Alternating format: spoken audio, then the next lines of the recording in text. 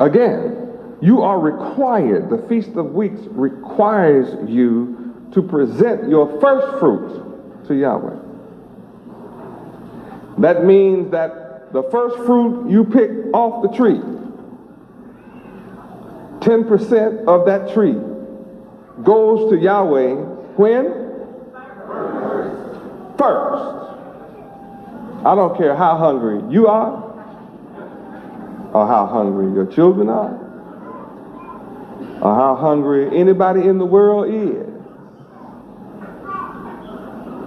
The first 10% goes to Yahweh.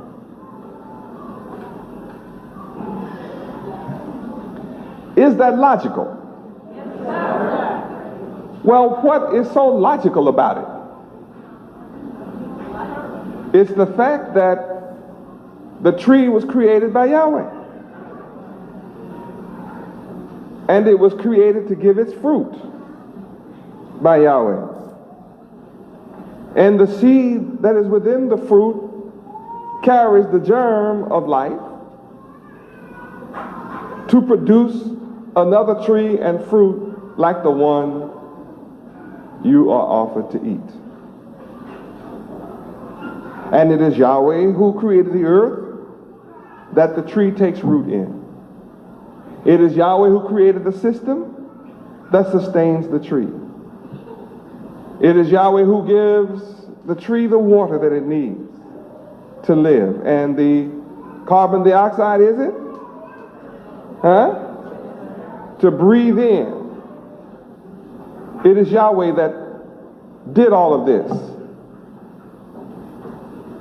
And after doing this and making the fruit of the tree good for you to eat, that which he tells you is good for you,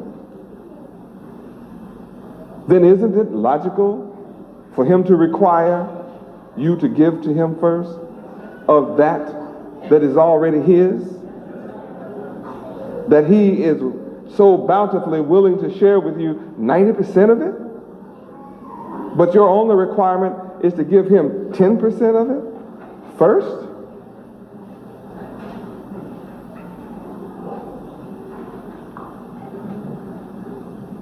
Now look at the nature of Yahweh. The nature of Yahweh taught here through the first fruits, the first Feast of Weeks, is Yahweh gives you 90% of what's his. He doesn't have to give you anything. It's all his.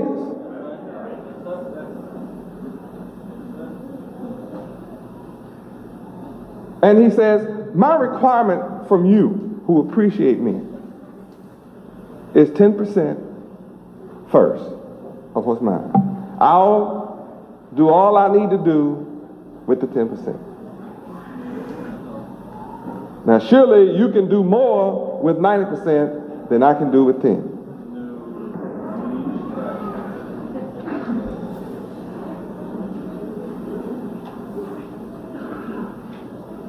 Yet I'm giving you 90% of my creation. Just give me my 10% off the top.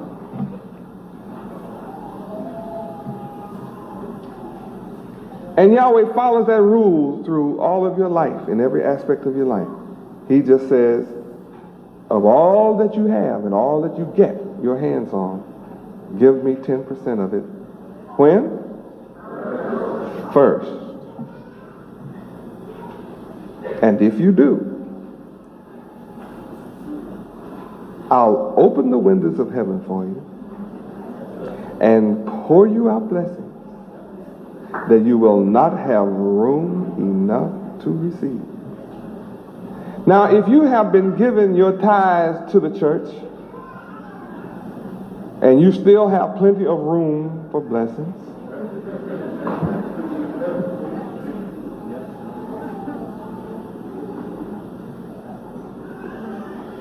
then you need to switch from giving to your church and give to the man that keeps his promise. I'm here to witness to you that Yahweh keeps his promise of opening the windows of heaven and pouring us out blessings that we don't have enough people together.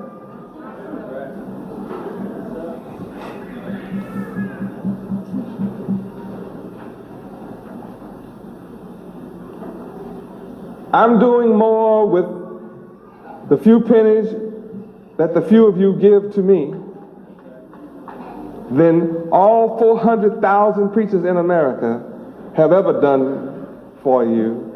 And they've been collecting from your great-grandma to your grandma to your mama and all your relatives, and all of them together have not done what I've done for you in this city. As you continue to give to them, and the churches were full this morning giving to the church preacher who had done absolutely nothing.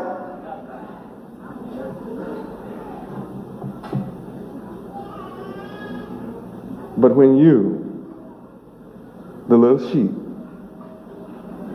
get tired of having nothing, come and see me sometime.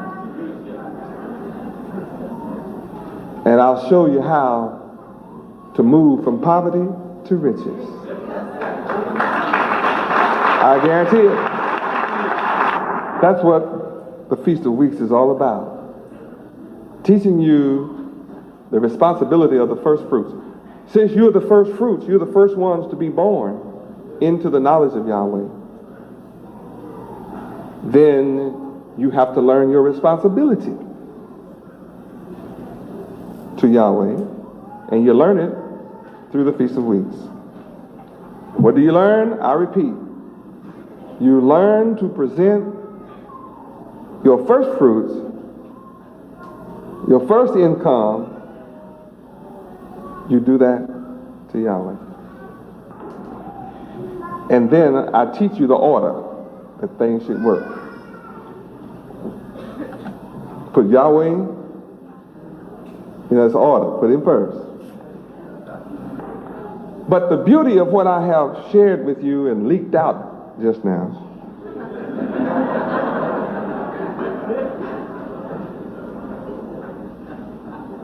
is that nothing you do is going to work unless you put Yahweh first.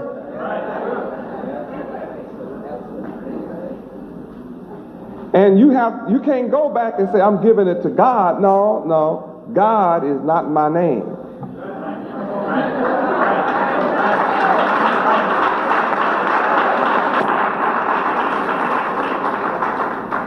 And your illogical mind has been lying to you all your life. Every time you said you have given your offering to God, you're a liar. Because if you've been giving your money to God, I logically have to ask you, where is he? Where is his bank? Where was he located? Surely you can tell me what he looks like. If you gave it to him, he must have been a material being, because you took a material substance out of your pocket and left it somewhere.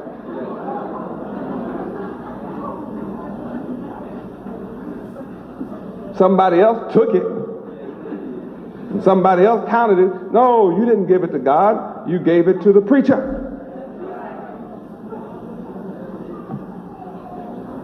Now that's who you gave it to. And that's who your mama gave it to. And that's who your grandmama gave it to. And that's who your great-grandmama gave it to.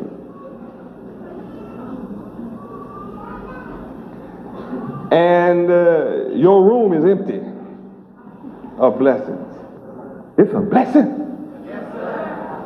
to follow the laws of Yahweh. It's a law that we put him first. It's his law as our creator that we give to him our first fruits.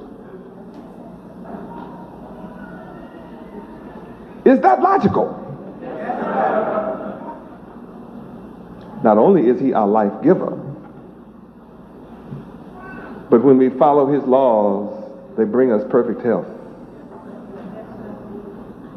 And we who try what he teaches are witnesses that when we keep our minds stayed on him, what do we enjoy? Absolutely. If you don't have peace, your mind slipped off Yahweh. Yes. And there's always somebody who would like to get your mind off Yahweh. Why? Because they are already unhappy. Why are they unhappy? Mine is not on Yahweh. They don't know Yahweh. Yahweh's not first in their life. I've just told you God is a title. See, this is not an emotional teaching. This is a logical teaching. This is reality. Go look up the word God, and you will discover it's a title. God is not a name of anything or anybody. It's only a title. I'm telling you about a man whose name is Yahweh, that carries all power just in his name.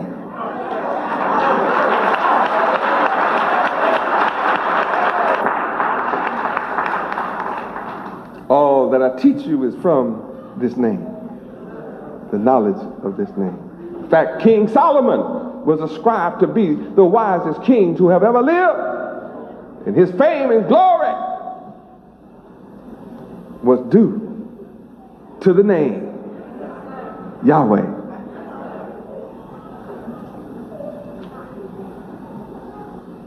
I say it's a blessing to learn what Yahweh requires of us, and that he indeed requires us to present to him our first fruits, but that we must do this of our own free will. Yahweh doesn't want you to feel coerced into worshiping him. Yahweh doesn't want to feel that you are forced into serving him. In fact, if you don't give to Yahweh cheerfully, it's a curse. Let's go to the scripture. Yahweh blesses the cheerful giver.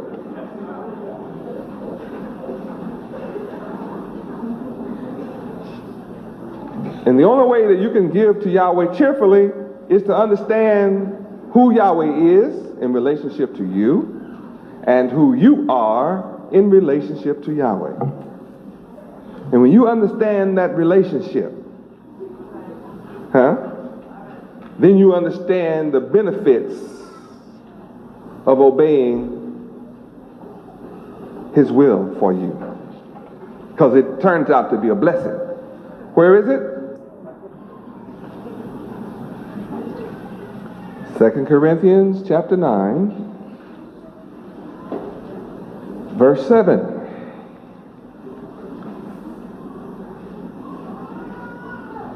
Read.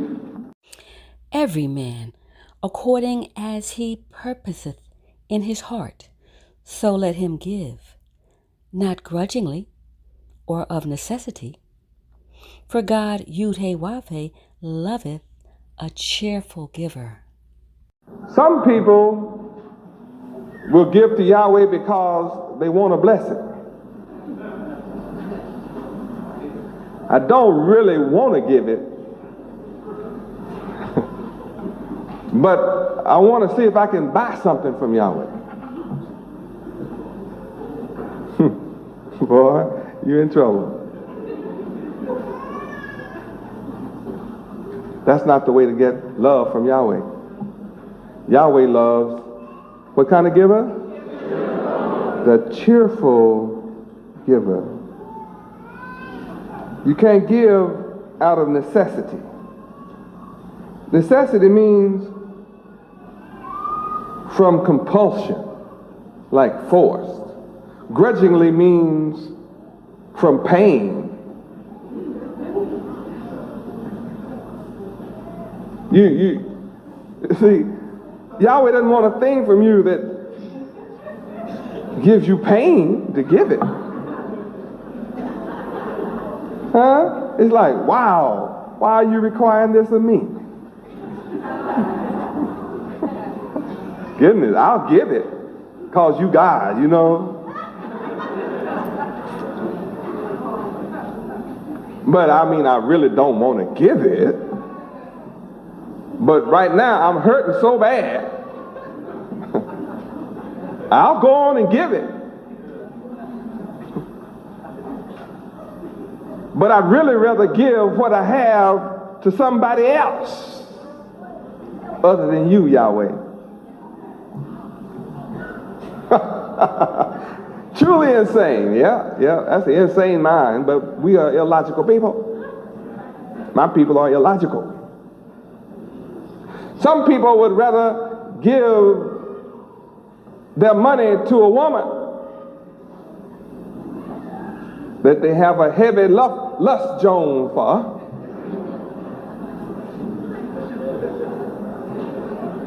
than give it to Yahweh. And some women, you're not going to get away either. I said some women would rather give their money to a man they have a lust Joan for than give it to Yahweh.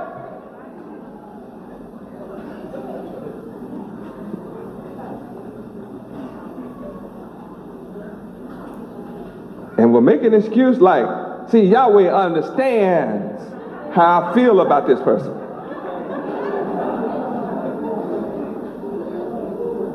Be lying on Yahweh's understanding. See, Yahweh is not going to understand you giving the first fruit to your lover. He just isn't going to understand it. Yahweh is not going to understand you giving your first fruits to the power company. Say, but my lights are going out. Rearrange your life.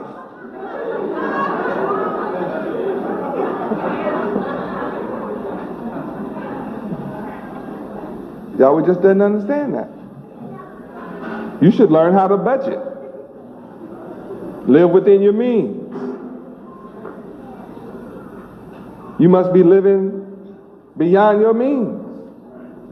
That you want to take Yahweh's first fruits and pay your light bill.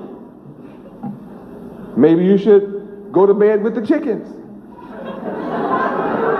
Or go to bed when the birds go.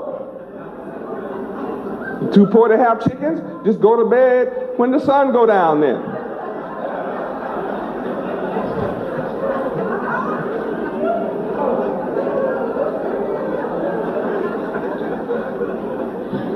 Maybe you could pay your light. You don't need lights in the daytime.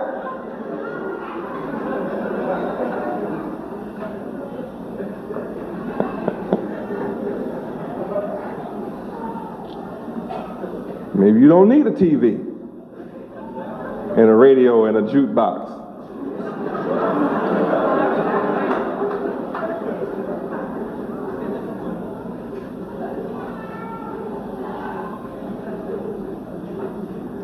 I'm here to tell you, Yahweh is never going to understand you giving your first fruits to the man that holds your mortgage or to make your car payment. Yahweh doesn't understand none of that. So just stop lying on Yahweh, talking about Yahweh understand. Don't understand none of that. And I'm his son, and I don't understand it. And I'm here to tell you I don't understand it. And I'm never going to understand it.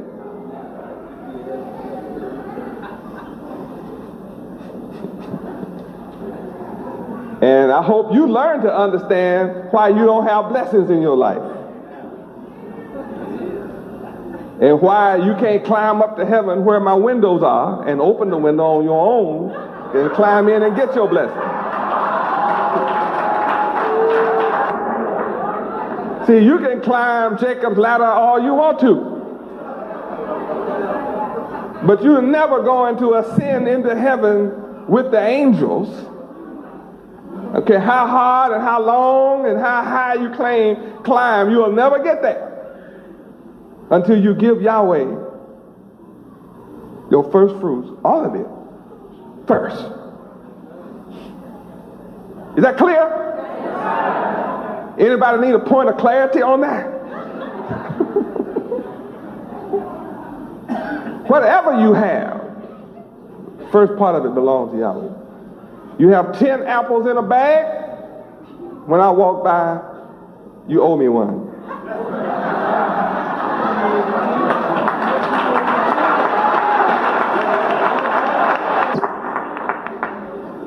You walking down the street and find $10, you owe me $1 first. Don't be talking about, whoa, look what Yahweh blessed me with. Yeah, you blessed me with my $1 first.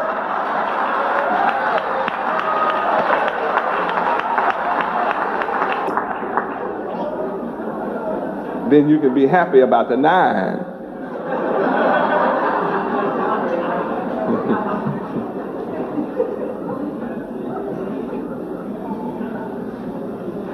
Your enemy has taught you to hate yourself and hate your God and not know your God.